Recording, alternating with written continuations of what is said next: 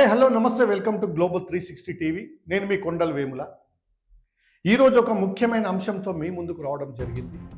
అది ఏమిటంటే ఉమ్మడి ఆంధ్రప్రదేశ్ రాష్ట్రం 2 రాష్ట్రాలుగా విడిపోయి ఇప్పటికే దాదాపుగా 12 ఏళ్ళు పూర్తవుతున్న నదీ జలాల వివాదాలు మాత్రం ఇప్పటికీ తీరని సమస్యగానే కొనసాగుతున్నాయి. గోదావరి, కృష్ణ ఇప్పుడు ఇవి నదులు కాదు, 2 రాష్ట్రాల మధ్య రాజకీయ అస్త్రాలు. ప్రధానంగా గోదావరి, కృష్ణా నదీ జలాల విషయంలో ఆంధ్రప్రదేశ్, తెలంగాణ మధ్య పోరు తీవ్రమవుతుంది. ఈ వివాదాలు కేవలం సాంకేతికత అంశాలకే పరిమితం కాకుండా రాజకీయ సెంటిమెంట్లుగా మారడంతో సమస్య మరింత క్లిష్టంగా తయారైంది. రాష్ట్ర విభజన తర్వాత 2 రాష్ట్రాలు కొత్త నీటి ప్రాజెక్టులపై దృష్టి పెట్టాయి. పెరుగుతున్న జనాభా, సాగునీటి అవసరాలు, తాగునీటి డిమాండ్, ఎన్నికల్లో ఇచ్చిన హామీలు, ఈ అన్నీ కలిసి కొత్త ప్రాజెక్టుల నిర్మాణానికి దారితీస్తున్నాయి. కానీ కొత్త ప్రాజెక్టులు నిర్మించాలంటే ముందుగా నికర జలాలు ఎంత, మిగులు జలాలు ఎంత, సముద్రంలో వృధాగా కలిసే నీరు ఎంత, ఇది స్పష్టంగా తేలాల్సి ఉంది. ఉమ్మడి రాష్ట్రంగా ఉన్నప్పుడు నిర్ణయించిన నీటి వాటా నిష్పత్తులను పక్కన పెట్టి తెలంగాణ తనకు ఎక్కువ వాటా కావాలని కోరుతుంది. అయితే గతంలో నిర్ణయించిన విధంగానే నీటి పంపిణీ జరగాలని ఆంధ్రప్రదేశ్ వాదిస్తుంది. అయితే ఆంధ్రప్రదేశ్ వాదన ప్రకారం దిగువ రాష్ట్రంగా ఉన్న కారణంగా సముద్రంలో కలిసే వృధా నీటిని వినియోగించుకునే హక్కు తమకుందని చెబుతుంది. అదే ఆధారంగా బనకచెర్ల వంటి కొత్త ప్రాజెక్టులను నిర్మించాలని కూడా భావిస్తుంది. కానీ తెలంగాణ మాత్రం దీనిని పూర్తిగా తిరస్కరిస్తుంది.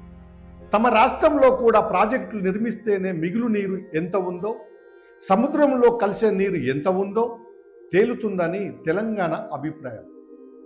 సముద్రంలో కలిసే నీటిలో కూడా తమకు వాటా ఉందని తెలంగాణ స్పష్టం చేస్తుంది. కృష్ణా జలాల విషయానికి వస్తే రాష్ట్ర విభజన తర్వాత ఆంధ్రప్రదేశ్కు 66%, తెలంగాణకు 34% వాటా కేటాయించారు.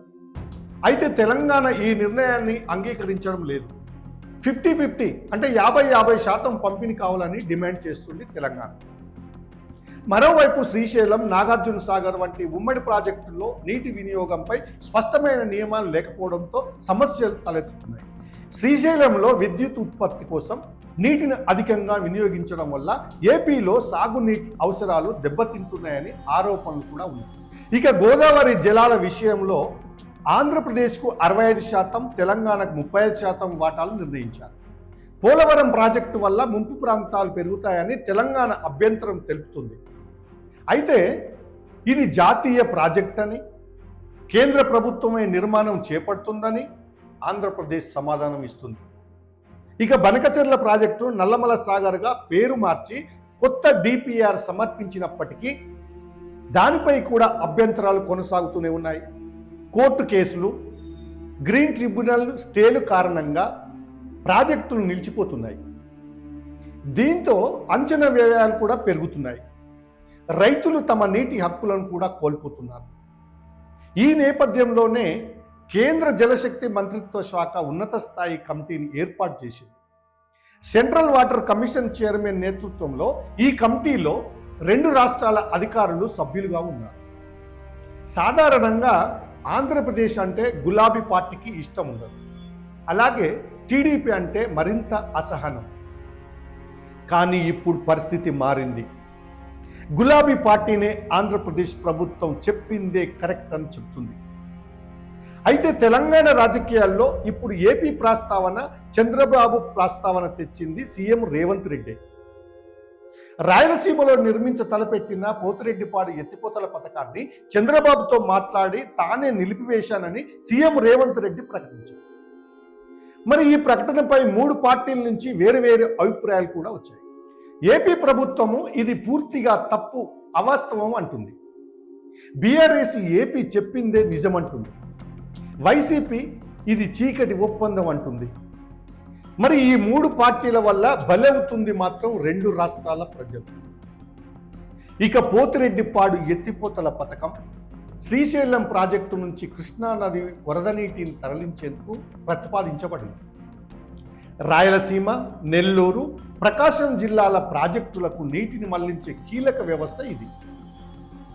మరి ఈ ప్రాజెక్టును జగన్మోహన్ రెడ్డి ప్రతిపాదించారు, అధికారంలోకి వచ్చిన వెంటనే ప్రారంభించారు.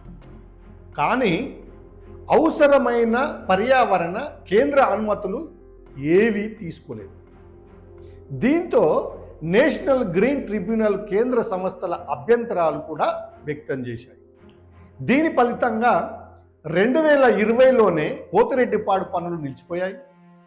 దీంతో కోట్ల రూపాయల ప్రజాధనం కాంట్రాక్టర్ల జేబుల్లోకి వెళ్ళిందే తప్ప రైతులకు ఒరిగిందేమీ లేదు.